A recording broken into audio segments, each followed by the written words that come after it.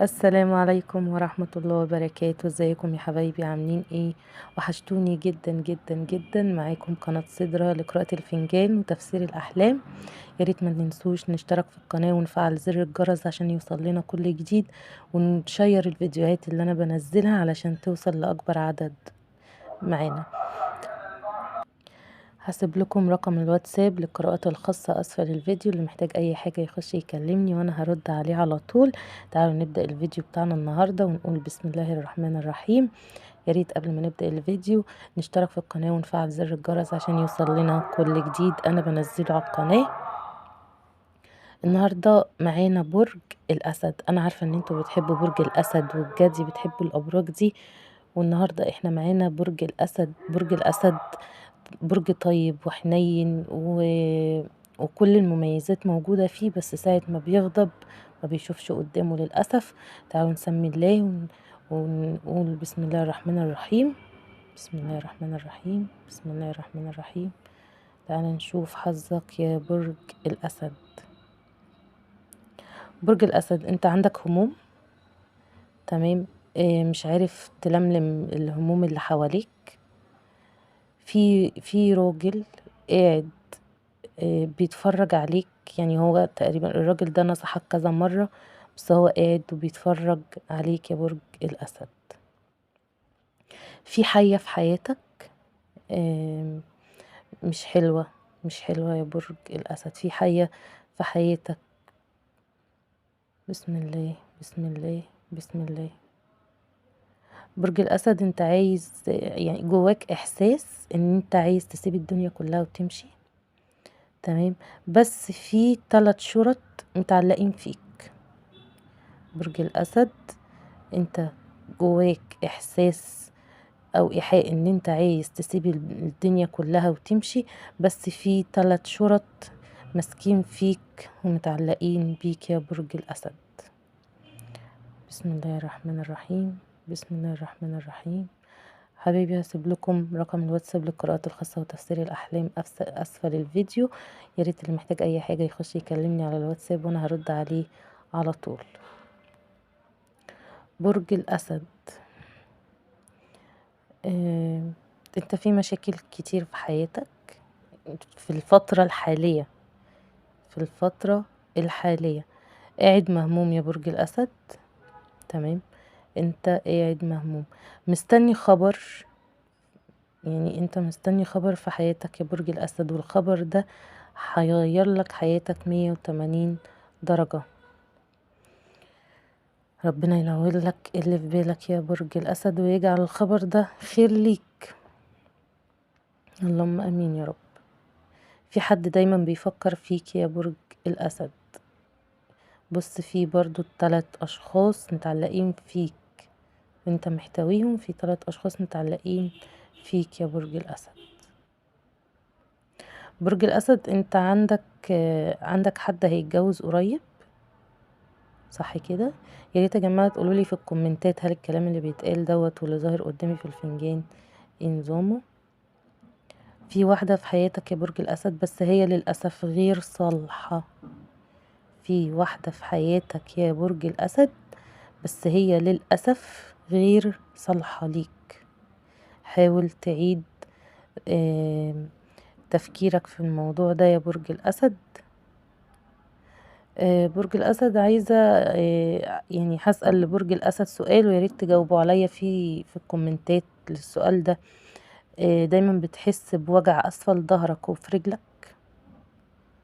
يعني يا ريت يا ريت برج الأسد يجاوب عليا في الكومنتات على السؤال ده ضروري. هل في وجع أسفل الظهر وفي الرجل ولا لأ؟ آه، برج الأسد، بص، انت في طريق انت هتطلع منه على خير ان شاء الله. في طريق انت هتطلع منه على خير. بسم الله بسم الله بسم الله. بسم الله الرحمن الرحيم. بسم الله الرحمن الرحيم. بص يا برج الأسد، في راجل، تمام. غير اللي احنا قلنا عليه ان هو قاعد بيبص عليك ومن بعيد عشان نصحك كذا مرة. تمام. بس هو في راجل قاعد، تمام، بيحرسك، في حد قاعد بيحرسك. طبعا الحارس ربنا عز وجل، بس في راجل قاعد بيحرسك وبيحرس حاجة انت بتملكها. يعني الراجل ده مش قاعد بيحرسك انت بس، لأ، ده بيحرس حاجة تانية انت بتملكها.